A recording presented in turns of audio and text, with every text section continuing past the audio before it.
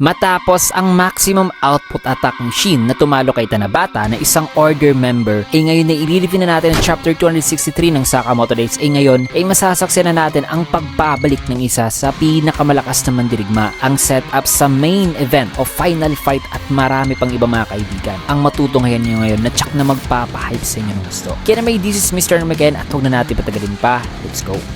見られちゃったか。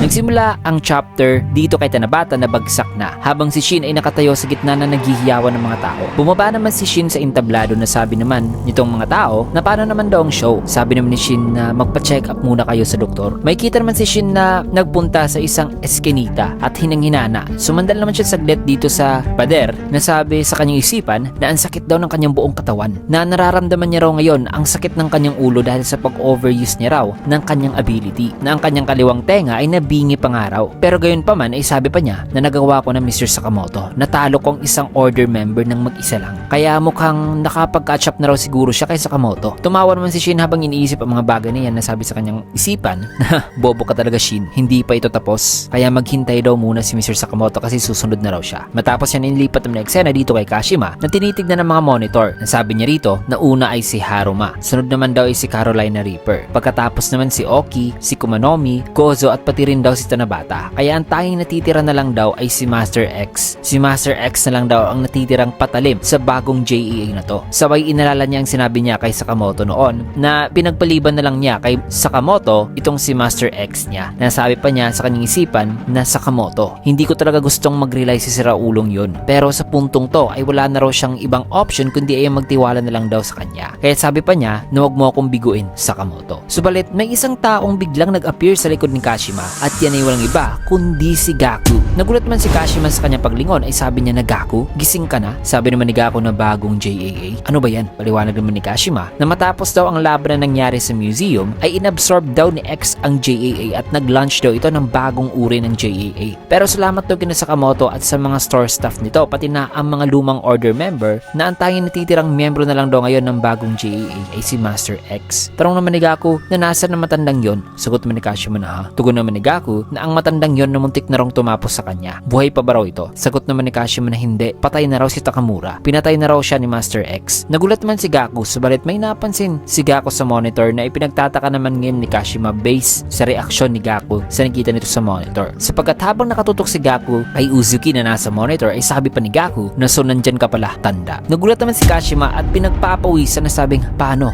Alam niya? Paano niya nalaman na si X ay may Takamura persona daw sa loob ng katawan nito? Naganda naman si Kashima na tanong naman ni Gaku na Kashima. Sagot naman ni Kashima na paumanhin Gaku. Kailangan pa kitang patulugin ng matagal-tagal pa. Nasabi pa sa kanyang isipan na hindi kita pwedeng papuntahin kina Sakamoto. Subalit tinignan lang siya ni Gaku mga kaibigan. Matapos yan inilipat naman ng eksena dito kina Nagumo at Shishiba na may pinaslang sapagkat may lumusob pala sa isa sa mga rooms ni Nagumo. Nasabi pa ni Nagumo na na-anticipate naman daw niya na malalaman nila kung saan siya minsan tumatambay. Tanong naman ni Shishiba na sa'yo ba ang lugar na to o ang room na to? Sagot naman ni Nagumo na may 30 pa raw siyang ganitong klaseng room. Pero ang room daw na ito ay hindi niya madalas ginagamit kasi maliit daw ito. Sabi pa ni Nagumo kay Shishiba na pwede raw si Shishiba at si Usaragi magtago raw muna sa room na ito kasi may mga basic supply naman daw siya na pwedeng gamitin nila. Sagot naman ni Shishiba na ha? Iniinsulto mo ba ako? Tanong naman ni Nagumo na hindi. Di ba hindi mo na yan nakikilos ang kaliwang braso mo? Na malakas-lakas daw ang Gozo na yon na nakaharap ni Shishiba. Sabi pa ni Nagumo na nga pala may sinubukan daw sana siyang lutuin. Nasa fridge daw yon. Pwede raw yung kainin ni Shishiba. Naayos lang naman daw kay Shishiba na kumain gamit lang ang isang kamay. Sabi naman ni Shishiba na pass muna ako. Tanong pa ni Shishiba na ikaw, paano ka naman? Di ba hinarap mo si Mr. Oki? Sinira niya ang armas mo di ba? Na ano na raw ngayon? Maya-maya pa may kinuha namang libro si Nagumo na nagpa-open sa hidden storage nito at may kita ang napakarami pang weapon nito. Napangiting sabi pa ni Nagumo na huwag ka na magalala, marami naman akong reserbang armas. Nasabi naman sa isipan ni Shishiba na nakakainis ka talaga. May kita naman si Nagumo na naghahanda. Natanong pa ni Shishiba na so pupunta ka kay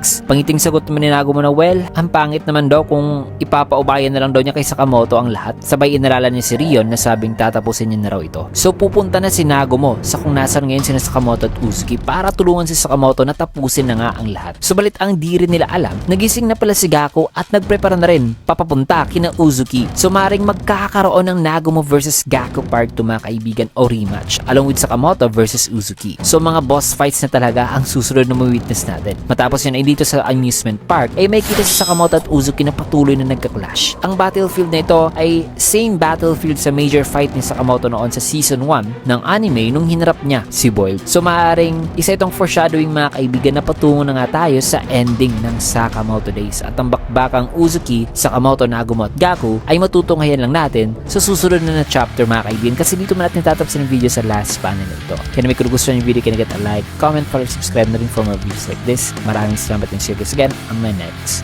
video.